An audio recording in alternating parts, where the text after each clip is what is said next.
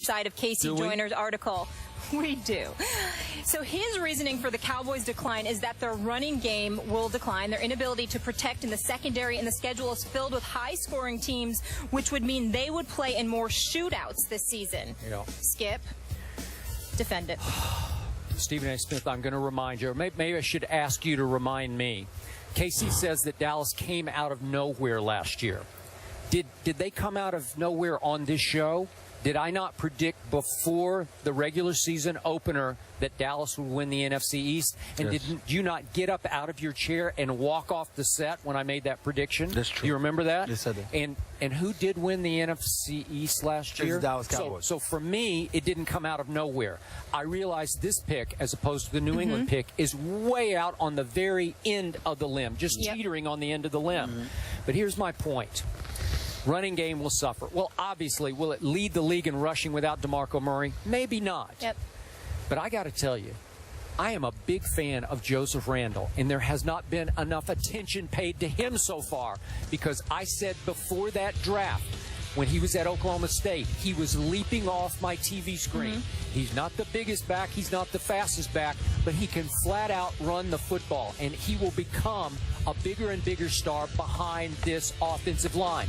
Joseph Randle carried the ball 51 times last year and averaged almost 7 yards a carry. Is that not impressive to you? 7 yards a carry and 51 touches, that's quite a few. Well, what's going to happen if it goes to 100 carries this year? You don't think he could, and again, we want to average 7 yards a carry, but I think he's going to do some damage. The way he ran it down Seattle's throat, remember that at Seattle in the regular season game last year? And I know Darren McFadden is already hurt. He's had hamstring issues. He could become a Pro Bowler if he can get and stay healthy behind this offensive line, which clearly is all intact, all back. It's the best in football. Nobody questions that. And Lyle Collins got added to the mix. It only got a little bit better. And I got to say this again. You scoff occasionally at Tony Romo. Do you realize how great he was last year? And you can say, oh, he's a product of the run game. No, not completely. His QBR last year in the regular season was 83. It lapped the field. It was that much better than an Aaron Rodgers and a Peyton and a Brady. It lapped the field. That's how great his. I kept saying he should be the MVP. And I have no doubt he will carry right on where he left off last year, when they should have obviously won 2 playoff games, because that was a catch. You know it, and I know it.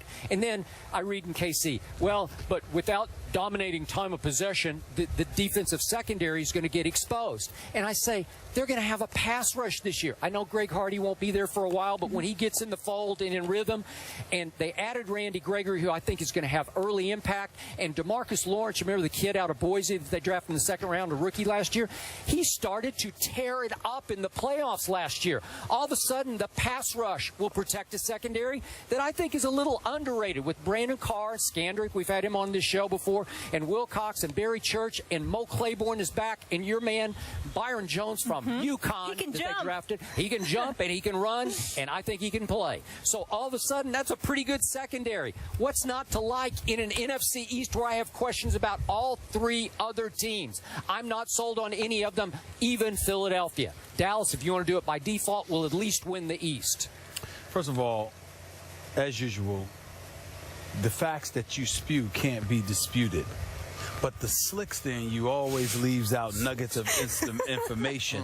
And that's what you have to listen to. What did I leave out? You are absolutely right, Skip Bayless. When you sat up there and said that the Cowboys would win the NFC East, I sat up there and said, what? And I got up and I walked off the set. And you were like, come back here. I didn't think they would either. Just to point that out. Didn't believe in them either. You are absolutely correct in what you said. But Skip Bayless, I had picked the Philadelphia Eagles. And if I remember correctly, after they spanked Dallas on Thanksgiving, it was you that was incredibly hesitant and reticent about your Dallas Cowboys. I did not back off. I did not pull the tape. I did not say you. I did not say you backed off from your prediction. But boy, you were a bit irritated. Well, and you were shaking. They didn't get and you were shaking. You're like, I don't believe this or whatever. Yeah. And it took you about a week to get your bearings back under you. And if you remember, the Philadelphia Eagles were 9-3 and atop the NFC East and completely collapsed inexplicably over the last 4 games. I wonder why that is, Chip Kelly. Just a thought. Now let me get back. To you and your Cowboys. when I think about Tony Romo, and you talk about the greatness of Tony Romo, because, see, to me, it's not about Dallas's defense. I expect them to bend, not necessarily break, but they'll bend often enough. They'll be decent, but they won't be elite by any stretch. Their success comes down to their offense. And when I think about the Dallas Cowboys, Skip, I hear you with the 83 QBR on the part of Tony Romo. I'm thinking about that running game. 392 touches by DeMarco Murray, 57 receptions, 449 touches overall just during the regular season, not even including the playoffs. And I'm saying, you, Joseph Randle, when you ain't messing up at he's convenience been a stores. knucklehead. Hey, listen. I'm not mad at him, because I'm here to tell you right now, I don't think he was just stealing or being a thief when he stole cologne and some underwear. It's embarrassing, but embarrassingly hilarious all at the same time, because as far as I'm concerned, there's only one reason you would steal those items, and I'll leave it at that. Now let me say this to you. Oh, gosh. This dude with nearly 7 yards per carry, that's real easy to do when you ain't the number one option. Emmitt Smith taught me that years ago. When no one's game planning for you, and you got the best offensive line in football creating massive holes for you, yeah, you can average 7 yards a carry. Well, you know what? The same thing applies to the quarterback. When you can sit back there, call the wife, take pictures, wave to your kids, you understand what I'm saying? Pick up the phone, call Jerry, and say, "What's up? How you doing? I'm getting ready to throw this out route to Des Bryant, but I just want to know how you doing, Jerry," because that's how much protection that you have. Certainly, life is going to be good for you. But when you are devoid of an elite running game, okay, and you get to stack that line of scrimmage, all right, or better yet, step back in coverage a little bit more, life is going to be different. In what capacity, I'm not sure yet with Tony Romo, but it's going to be different. And so for me, we shall see. Do I think he's going to be good? Yes, because Tony Romo's a very, very good player. It's not that he can't play. Yep. It's not that the numbers aren't there. It's not even that he's not one of the elite quarterbacks in the game. But up until last season, his history was, when something is meant to go wrong, it always does, and it always involves him. And that is exactly what I anticipate will happen this year. Whether it's to the benefit of Green Bay, Seattle, or Arizona remains to be seen. But Tony Romo and the Cowboys are going down.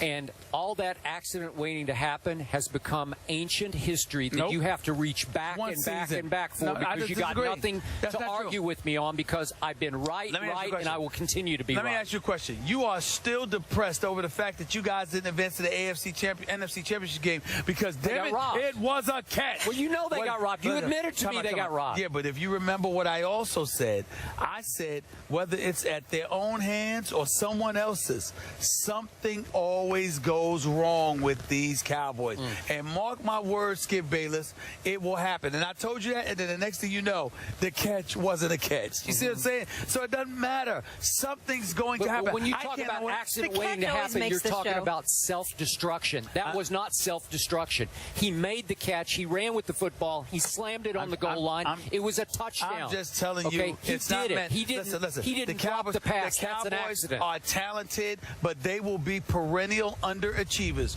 Whatever the expectation is for them, they will come up short. Okay, because that's just what they do. If they're going down, are you on the record they will not win the NFC East? No, I'm not saying that, because I think the NFC East is weak.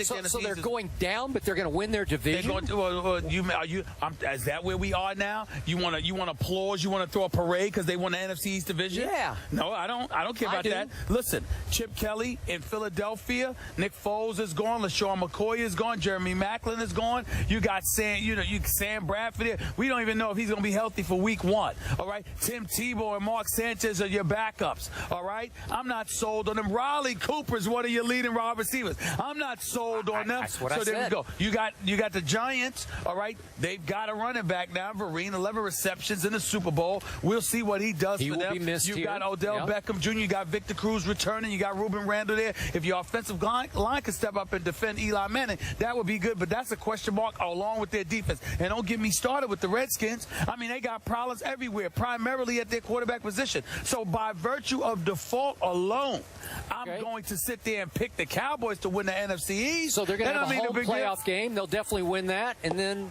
We'll see what happens. If they have to go back to Green Bay, they will right the wrong. Right. I'm already on record. I predicted it. All right. Thank you. And are you on the record predicting that a divisional playoff appearance is a success? It's pretty good That for doesn't them. mean, but they're going to go deep. They're going so deep, they're going to the Super Bowl. I'm on the record. I already picked them to go to the Super Bowl. Hold on. Let me get What this do you want so from if me? you picked them to go to the Super Bowl, how is the success for them getting to the divisional Well, I'd playoff? say that's a good start. No. If the prediction is the Super Bowl, Skip Bayless, how does a divisional playoff appearance qualify as success? What if they get bounced out in the divisional playoffs like they did this past season? To quote you, they are going down. So if they're going down, they can't win the East, right? You're still not answering my question. Okay. You're Down is trying to be like slick again. 7 and You're trying to 9. be slick No. again. I asked you a direct You're both question. slick. Yeah. I asked you. No, I'm not. I'm good. Here's the difference. The point is, I asked you a direct question. If you're picking them to go to the Super Bowl, it's not a divisional playoff exit. Is that's still a success? I already said, to start this topic off, they're going to win the East. They're going to go to the Super Bowl. They're not going to the Super Bowl. They're going down. And I'm telling you, if they're not going to the Super Bowl, doesn't that mean they came up short? Yes or no? Well, okay, so how are they going down? Where are they going down? They're going down in the divisional playoffs. Okay, so they'll lose their... They're not going to the NFC Championship All game. right. They're not going to the Super Bowl. All right. Is that good enough?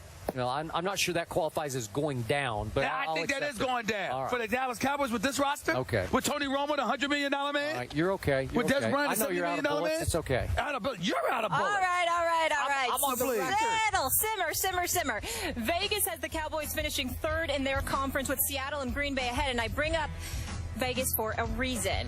Floyd Mayweather is an overwhelming favorite there here in we Vegas. go. He Now had we're a talking press about champions. conference Wait, now we're talking about yesterday. champions. Yeah. That's champion right there. Andre He's going Berto. down. He's going to tell us his who? thoughts on To Berto Pacquiao. and also on Pacquiao. First take from New England. There you see we're here in Foxborough with the Patriots and that bad man, Tom Brady.